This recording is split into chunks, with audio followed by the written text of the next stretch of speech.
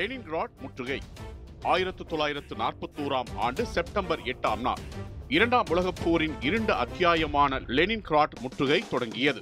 1941 ஆண்டு ஜூன் 22 அன்று ஜெர்மனி தனது சோவியத் யூனியன் படையெடுப்பு திட்டமான ஆபரேஷன் பார்பரோசாவை தொடங்கியது. இந்த திட்டத்தின் முக்கிய நோக்கம் சோவியத் யூனியனை 3 திசைகளில் 3 முக்கிய ராணுவ பிரிவுகளை கொண்டு தாக்குவதாகும்.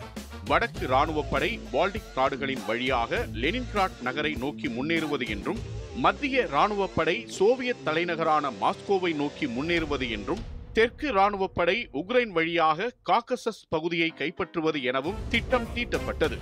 லெனின்கிராட் முன்னாள் ரஷ்ய பேரரசின் தலைநகராகவும் போல்ஷெவிக்குகள் புரட்சிக்கு காரணமாகவும் இருந்த ஒரு முக்கியமான நகரம்.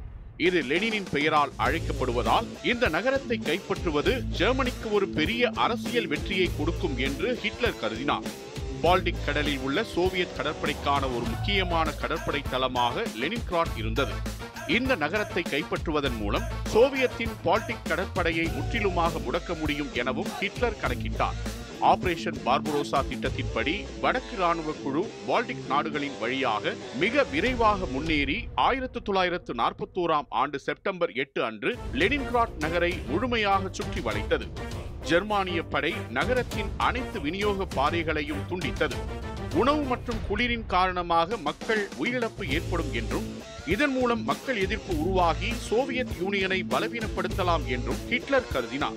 அதேபோல் முற்றுகையின் காரணமாக உணவு பற்றாக்குறை ஏற்பட்டது.